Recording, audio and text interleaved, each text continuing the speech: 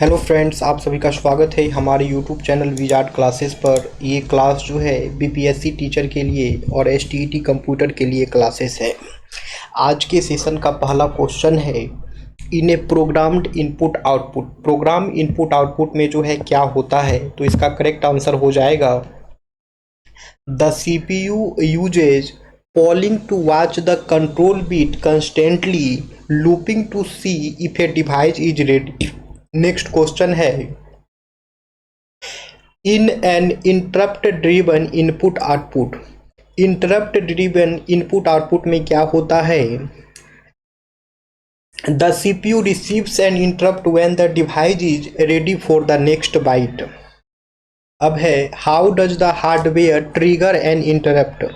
Hardware जो है एक इंटरप्ट को ट्रिगर कैसे करता है, sending signals to CPU through a system bus. Which module gives control of the CPU to the process selected by the short term scheduler। तो ये हो जाएगा dispatcher. Dispatcher module gives control of the CPU to the process selected by the short term scheduler। The processes that are residing in main memory and are ready and waiting to execute are kept on a list called, तो इसे जो है ready queue कहते हैं। The interval from the time of submission of a process to the time of completion is termed as, तो इसे जो है टर्न अराउंड टाइम कहते हैं। इसे जो है टर्म अराउंड टाइम कहते हैं, ठीक है, इसे जो है टर्न अराउंड टाइम कहते हैं।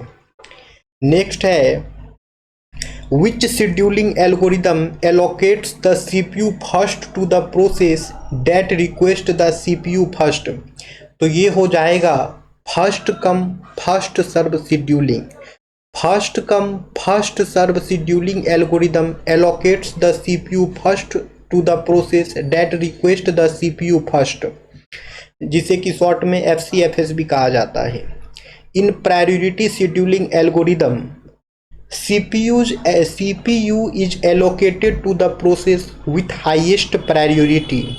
प्रायोरिटी शेड्यूलिंग एल्गोरिदम जो है सीपीयू जो है उसी प्रोसेस को एलोकेट होता है जिसका प्रायोरिटी जो है हाईएस्ट होता है। प्रायोरिटी शेड्यूलिंग एल्गोरिदम में जो है सीपीयू जो है उसी को प्रोसेस एलोकेट करता है जिसका प्रायोरिटी हाईएस्ट होता है। In priority scheduling algorithm when a process arrives at the ready queue, its priority is compared with the priority of। एक प्रायोरिटी शेड्यूलिंग एल्गोरिदम में जो है एक प्रोसेस अराइव करता है रेडी क्यू में, तो उसका प्रायोरिटी जो है किसके प्रायोरिटी से जो है कंपेयर किया जाएगा। ऑप्शन है all process, currently running process, parent process, init process. तो इसका करेक्ट आंसर हो जाएगा currently running process. In priority scheduling algorithm when a process arrives at the ready queue, its priority is compared with the priority of currently running process. Next question है, which algorithm is defined in time quantum. Time quantum में जो है कौन सा algorithm define होता है, तो ये हो जाएगा round robin scheduling algorithm. Time quantum में जो है round robin scheduling algorithm define होता है। Process are classified into different groups in, तो ये हो जाएगा multi level queue scheduling algorithm. Multi level queue scheduling algorithm में जो है प्रोसेस को क्लासिफाइड किया जाता है डिफरेंट ग्रुप में। Multi level queue scheduling algorithm में जो है प्रोसेस को क्लासिफाई किया जाता है डिफरेंट ग्रुप में। Which one of the following can not be scheduled by the kernel. इनमें से कौन सा जो है कर्नल के द्वारा शेड्यूल नहीं किया जाता है। ऑप्शन है kernel level thread, user level thread, process, none of the mention. इसका करेक्ट आंसर हो जाएगा user level thread. User level thread can not be scheduled by the kernel. User level thread जो है कर्नल के द्वारा schedule नहीं किया जाता है। CPU scheduling is the basis of. CPU scheduling जो है किस बेसिस पे होता है, तो ये हो जाएगा multi programming operating system. Multi programming operating system के बेसिस पर जो है सीपीयू शेड्यूलिंग होता है। With multi programming dash is used productively. Multi programming में जो है क्या प्रोडक्टिवली यूज होता है, तो ये हो जाएगा time. With multi programming time is used productively. What are the 2 steps of a process execution. Process execution के 2 स्टेप कौन कौन से होते हैं, तो ये हो जाएगा CPU and input output burst. Process execution के 2 स्टेप जो हैं वो सीपीयू और इनपुट आउटपुट बर्स्ट हो जाएगा। In the following cases non preemptive scheduling occur. Non preemptive scheduling जो है कौन से केसेस में अकर होता है, तो ये हो जाएगा when a process goes from the running state to the waiting state. Non preemptive scheduling algorithm जो है when a process goes from the running state to the waiting state में जाएगा तो नॉन प्रीएम्प्टिव शेड्यूलिंग एल्गोरिदम जो है occur हो जाएगा।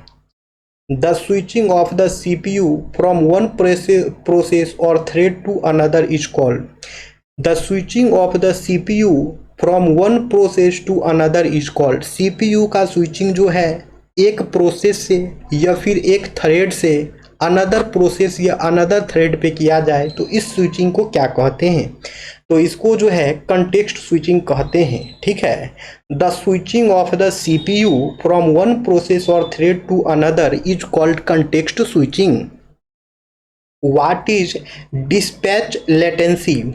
What is dispatch latency, तो ये हो जाएगा the time to stop one process and start running another one. What is dispatch latency, the time to stop one process and start running another one is called dispatch latency. यानी एक process को stop कर देना और दूसरे process को run कर देना, इसे ही जो है डिस्पैच लेटेंसी कहते हैं। अब है scheduling is done so as to. Scheduling जो है किस लिए किया जाता है, तो सीपीयू यूटिलाइजेशन को इंक्रीज करने के लिए। सीपीयू के यूटिलाइजेशन को इंक्रीज करने के लिए जो है शेड्यूलिंग जो किया जाता है, शेड्यूलिंग जो है किया जाता है। Scheduling is done so as to, तो ये हो जाएगा इंक्रीज द थ्रूपुट। थ्रूपुट को इंक्रीज करने के लिए शेड्यूलिंग किया जाता है। थ्रूपुट को इंक्रीज करने के लिए जो है शेड्यूलिंग किया जाता है। What is turn around time. Turn around time क्या होता है, the total time from the completion till the submission of a process is turn around time. Total time from the completion, completion से लेकर के जो प्रोसेस का submission हुआ था इसी टाइम को जो है टर्न अराउंड टाइम कहते हैं। Scheduling is done so as to, scheduling जो है किस लिए किया जाता है, तो ये हो जाएगा decrease the turn around time. Turn around time को डिक्रीज करने के लिए जो है शेड्यूलिंग किया जाता है।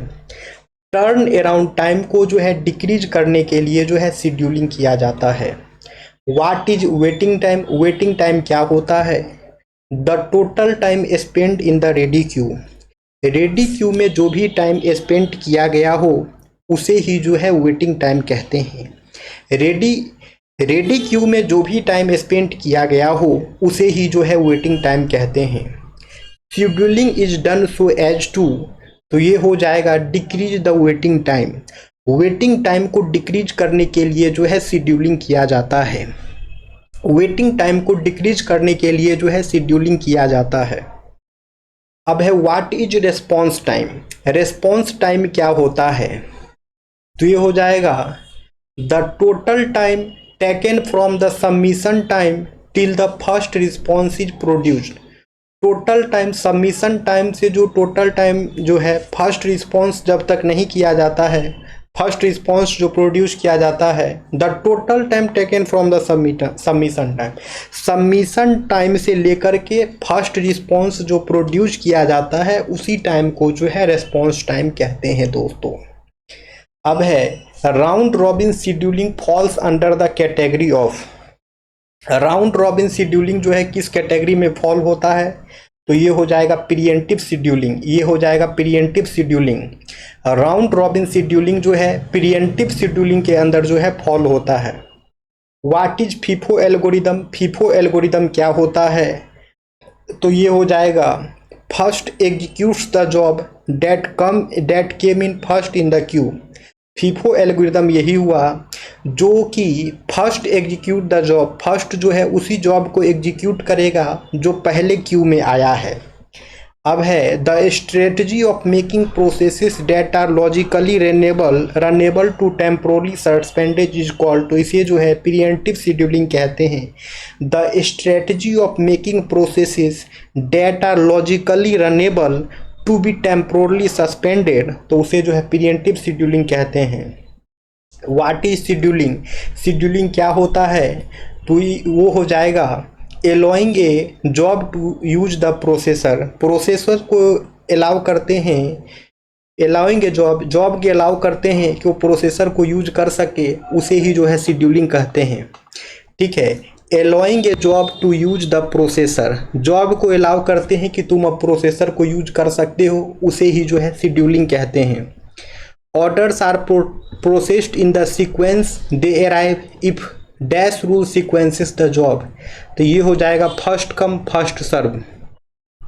Orders are processed in the sequence they arrive if first come first serve rule sequence the job. अब है which of the following algorithm tends to minimize the process flow time, तो इनमें से कौन सा एल्गोरिदम जो है प्रोसेस फ्लो टाइम को मिनिमाइज करता है, तो इसका आंसर जो है आप लोग कमेंट्स सेक्शन में कमेंट्स करेंगे। और अब हम मिलते हैं कल की क्लासेस में। Thank you friends, thank you everyone.